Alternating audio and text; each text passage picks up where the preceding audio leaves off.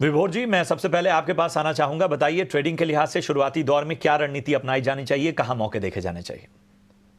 देखिए, जैसे मैम ने कहा कि निफ्टी बैंक निफ्टी के हिसाब से कि बैंक निफ्टी से थोड़ा सा दूर रहना चाहिए। डेफिनेटली मैं भी वही बोलूंगा कि अगर आप कल का हाई देखेंगे तो निफ्टी और बैंक निफ्टी दोनों ही अपना कल का यानी पीडीएच प्रीवियस डे हाई को अभी तक क्रॉस नहीं कर पाए हैं। राइट, कल का बैंक निफ्टी का हाई लगाता है 51,600 के आसपास, अभी तो 400 के आसपास चल रहा है सेम निफ्टी में। तो मैं स्टॉक स्पेसिफिक थोड़ा सा खेलने की सलाह दूंगा। पहला जो मेरा स्टॉक रहेगा वो रहेगा त्रिवेणी टरबाइन। अगर आप त्रिवेणी टरबाइन को देखेंगे तो यहाँ पर एक 13 अगस्त के आसपास एक ब्रेकआउट आया था, उसमें वॉल्यूम भी कुछ 2 करोड़ के आसपास बने थे।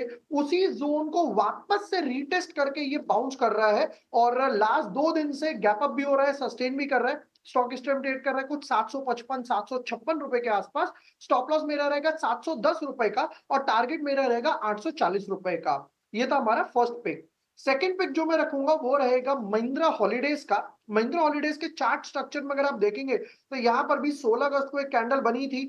वहां से लेकर अभी तक ऑलमोस्ट 15 दिन तक स्टॉक बिल्कुल साइडवेज था, कंसोलिडेशन में था। आज इसने ब्रेकआउट दिया है, वो भी काफी अच्छे वॉल्यूम्स के साथ, ऑलमोस्ट 7-8 लाख के वॉल्यूम्स है। स्टॉक स्टेम ट्रेड कर रहा है 424 रुपए पे। छोटा सा एक स्टॉप लॉस रहेंगे 395 रुपए के आसपास, यानी 25 पॉइंट 25-30 पॉइंट के आसपास स्टॉप लॉस रहेगा। टारगेट मेरा रहेगा 475 रुपए के आसपास। और अगर टारगेट अचीव के बाद भी कोई आगे एक्सटेंड करना चाहे, डेफिनेटली लग सकता है। दोनों ही अच्छे फंडामेंटल वाले स्टॉक्स हैं।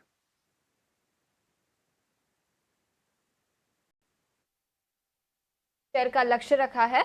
और दूसरा त्रिवेणी टरबाइन, यहां पर भी खरीदारी की राय, 840 रुपए प्रति शेयर का लक्ष्य। सोनी, आपके टॉपिक्स कौन से रहेंगे आज? विनीत जी, पहला मेरा यहाँ पे रहेगा आईटी स्पेस में से ओएफएसएस, जहाँ पे एक अच्छा ब्रेकआउट देखने को मिला है और एक अच्छे मोमेंटम के साथ कंटिन्यू कर रहा है। 1020 ईएमए हर्डल को आज क्रॉस किया है। सो ओएफएसएस यहाँ पे बाय कर सकते हैं 11,300 11,250 इस रेंज में आप बाय कर सकते हैं। स्टॉप लॉस यहाँ पे कैश के अनुसार लेवल आपका रहेगा 10,950 और यहाँ पे आपका लक्ष्य रहेगा 11,800 का। दूसरा यहाँ पे जो पिक रहेगा वो केमिकल फर्टिलाइजर स्पेस में से है टाटा केमिकल्स, जो कि अभी एक फ्रेश 1100 के ऊपर ऑप्शन चेन ब्रेकआउट देते हुए नजर आया है और इनफैक्ट एक अच्छा इंट्राडे बेसिस पे भी रेंज ब्रेकआउट निकाला है। सो टाटा केमिकल्स आप करंट लेवल 1108 1109 इसी रेंज पे बाय कर सकते हैं।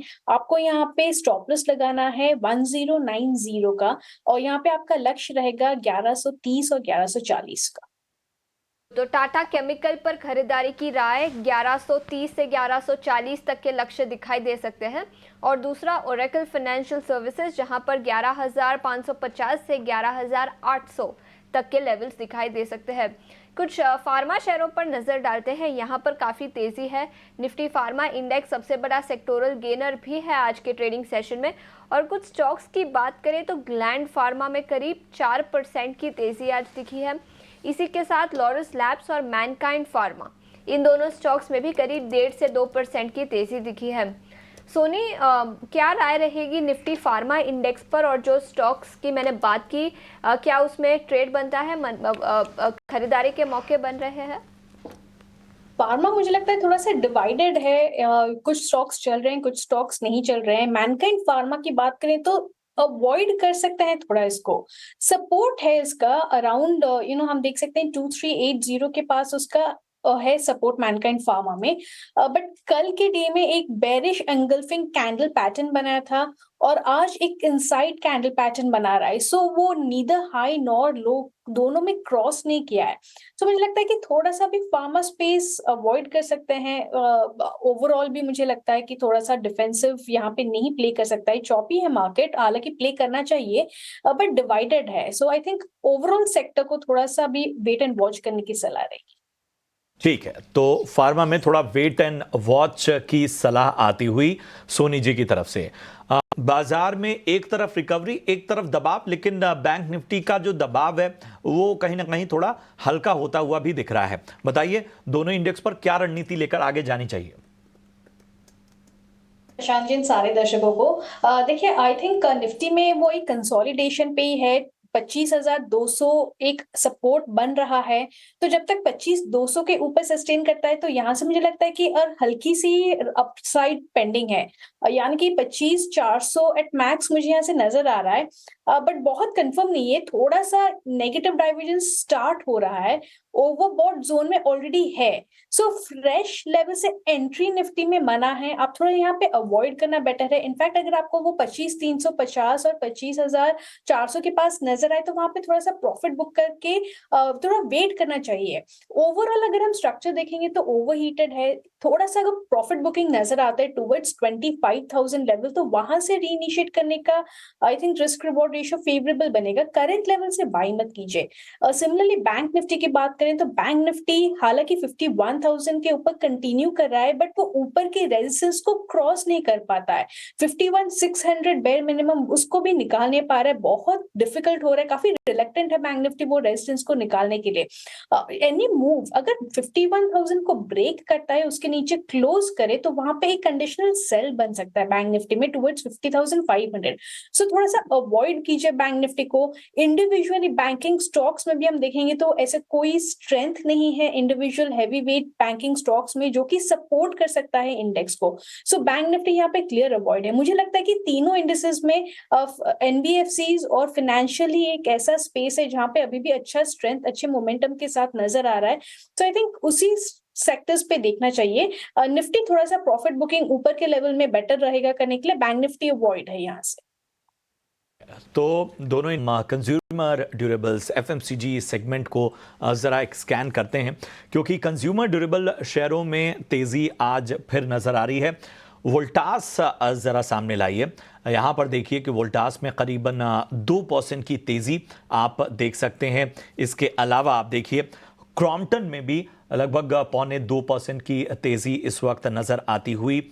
वहीं अगर हम देखें ख़ासतौर पे नेस्ले इंडिया और डाबर, यहाँ पर भी तेज़ी खास तौर पर नज़र आती हुई। बजाज इलेक्ट्रिक देखिए, अगर कंज्यूमर ड्यूरेबल्स में देखें तो यहाँ पर भी लगभग 2% की तेज़ी हम देख पा रहे हैं। सोनी जी बताइए, इन स्टॉक्स में कहीं मौके बनते दिख रहे हैं? क्योंकि कंज्यूमर ड्यूरेबल्स हों या एफएमसीजी की बात कर लें, अब एक तरह से फेस्टिव सीज़न और उसके बाद से एक और बड़ा सीज़न शुरू हो जाता है शादियों का, बाकी चीज़ों का, तो एक तरह से एक लंबा सीज़न है खासतौर पे एफएमसीजी और कंज्यूमर ड्यूरेबल्स के लिए।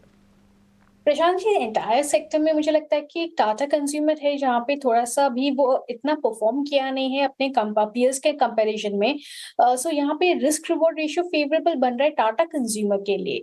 सो करंट लेवल पे हम देखेंगे तो 1206 1210 के रेंज में यहाँ पे सस्टेन कर रहा है। 1200 के ऊपर ऑप्शन चेन ब्रेकआउट आया भी है इसका, सो कंटिन्यू कर रहा है उसके ऊपर।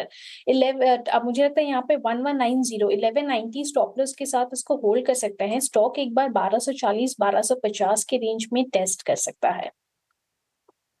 और सीमेंट कंपनियों पर भी नज़र डाल लेते हैं। जेके सीमेंट पर कुछ कमेंट्री आई है मैनेजमेंट की, उस पर नज़र डालेंगे। स्टॉक में करीब 3% की तेज़ी भी दिखी है। कंपनी ने अपने एक्सपेंशन प्लान्स के बारे में बताया। सबसे पहले क्लिंकर कैपेसिटी की बात करें तो कंपनी बढ़ाकर 17.8 MTPA तक बढ़ाना चाहती है। FY26 तक ग्रे सीमेंट कैपेसिटी भी 30 MTPA तक बढ़ सकती है। इसके अलावा उन्होंने कहा कि कैपेसिटी एक्सपेंशन के लिए उनके पास रिसोर्सेज ऑलरेडी है। कंपनी के कॉस्ट घटाने के प्लान्स भी कई सारे हैं। करीब 100 से 150 रुपये पर मेट्रिक टन तक कंपनी कॉस्ट घटाना चाहती है।